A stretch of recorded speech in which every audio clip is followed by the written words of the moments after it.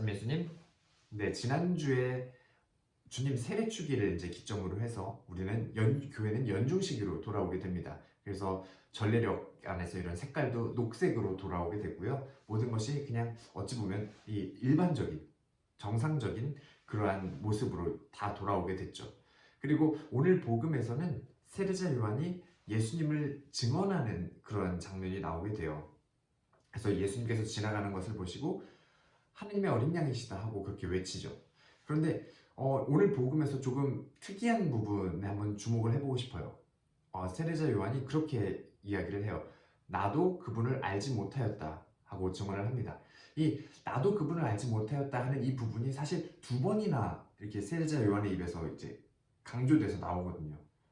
어떻게 보면 참 솔직한 그런 고백이지 않을까 하는 생각도 해보는데, 이러한 세례자 요한의 솔직한 고백이 한편으로는 우리에게 위안이 되면서 또 한편으로는 우리에게 어떤 사명감을 부여해주는 그런 말씀이 아닐까 생각을 해보게 됩니다.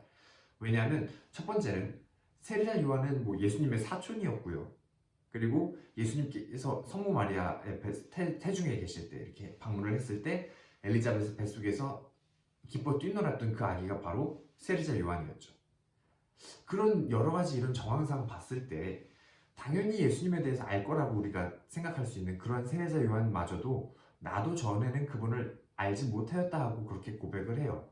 그런 면에서 한편으로는 우리가 예수님에 대해서 잘 알지 못하는, 다 알지 못하는 그런 부분에 있어서 위안이 되지만, 다른 한편으로는 오늘날을 살아가는 그리스도인들에게 중요한 메시지를 전해주는 게 아닐까 싶습니다. 세례자 요한이 잘 모르지만 세례를 나가서 베풀면서 자신의 사명을 다하고 있는 모습이 그려지고 있어요. 다른 부분에서 보면 광야에서 외치는 이 소리로서 예수 그리스도의 앞길을 이렇게 닦는 그런 역할이죠. 예수 그리스도를 알리는 역할로 이렇게 또 죄의 용서를 위한 회개의 세례를 이렇게 베풀었던 그런 사람이에요. 그러한 일을 이렇게 베풀면서 그러한 일을 수행하면서도 세례자 요한은 복음에서 보는 것처럼 나도 전에는 그분을 알지 못하였다 하고 그렇게 솔직하게 고백을 하고 있어요. 그냥 오늘날로 시쳇말로 그렇게 표현할 수 있겠죠. 아니, 잘 알지도 못하면서 그렇게 그런 일을 하는 거야? 이렇게 생각할 수도 있어요. 그런데 이 점이 바로 우리 그리스도인들에게 중요한 사명감을 부여해주는 그런 표현입니다. 우리가 다 채워져서 다 갖춰서 그 다음에 나가는 것이 아니라, 우리가 가진 것을 우리가 알고 있는 만큼, 우리가 부족하지만 그럼에도 우리가 갖고 있는 것을 나누려는 마음이 있을 때, 그것을 수행하려는 마음이 있을 때 그 빈자리를 하나님께서 채워주신다는 그런 사실을 우리에게 다시 한번 상기시켜주는 그런 표현이 아닐까 싶어요. 그런 면에서 봤을 때 오늘 이제 독서와 복음을 우리의 소명, 우리의 사명으로 한번 초점을 맞추어서 바라보고 싶습니다. 제 1독서는 이사야 예언서의 말씀이고요. 제 2독서는 사도 바울의 편지의 시작 부분이에요.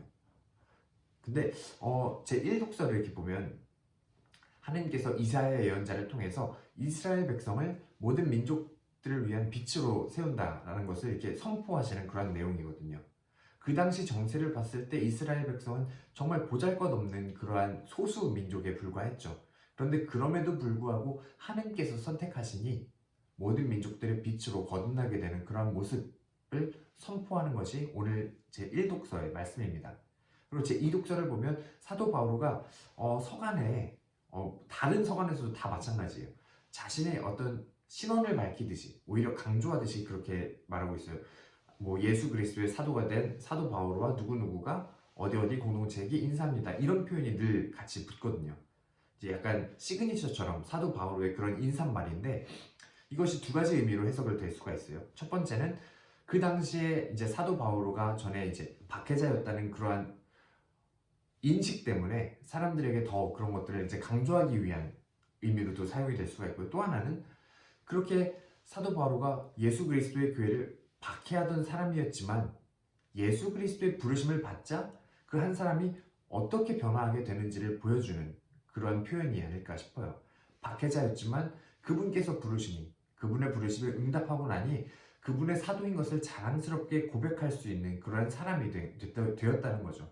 그래서 그분의 부르심과 그에 대한 응답이 한 사람을 어떻게 바꾸어 줄 수 있는지를 그 사도 바울의 인사말을 통해서도 우리는 바라볼 수 있습니다.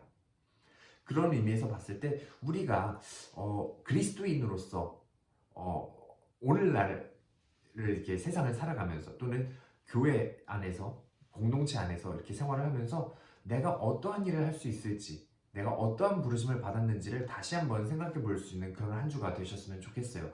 흔히들 많은 그리스도인들이 그렇게 이야기를 합니다. 내가 갖춘 것이 없어서, 내가 가진 것이 없어서, 내가 아직 덜 배워서, 내가 아직 준비가 덜 돼서, 여러 가지 핑계를 대면서 어떤 교회 안에서 아니면 사회 안에서 내가 그리스도인으로서 봉사하기를 주저하는 경우들을 적지 않게 바라보게 돼요. 그런데 중요한 것은 하느님께서 갖추어진 일을 뽑으시는 것이 아니라 뽑으신 일을 갖추도록 만들어 주신다는 사실입니다. 그래서 우리 흔히 그것을 어떤 싱크대에 어떤 물이 이렇게 빠져나가는 걸 생각해 보면 이 물이 빠져나갈 때 이제 진공을 만들면서 그 안에 그 주변에 있는 것들이 그 안으로 다 이렇게 쏟아지게 되죠.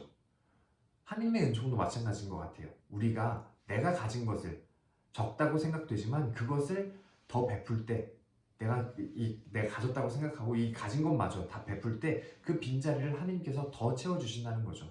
그러한 의미에서 어떻게 보면 예수님께서 가진 자는 더 가지게 되고 가진 것 없는 사람은 가진 것마저 빼앗기게 될 것이다 하고 그렇게 말씀하신 게 아닐까 하는 생각도 해봅니다. 그래서 지금 내가 가지고 있는 그것만으로도 충분합니다. 그래서 여러분들이 지금 사회 공동체 안에서 그리스도인으로서 내가 그분을 알릴 수 있는 세례자 요한처럼 잘 알지 못하지만 그분을 전할 수 있는 모습이 무엇인지 생각해 볼 수 있었으면 좋겠어요. 그것이 또 교회 안에서의 활동으로도 나아갈 수 있으면 더욱 좋겠죠. 그래서 내가 부족하지만 그럼에도 불구하고 그분의 일을 할 수 있다면 그분께서 나의 빈자리를 채워주시리라는 믿음으로 그렇게 한 주 또 한번 생활해 보셨으면 좋겠습니다. 그래서 내가 조금 더 능동적으로 그분의 은총에 응답할 수 있는 그러한 신앙생활을 할 수 있는 그리스도인이 되었으면 좋겠습니다. 아멘.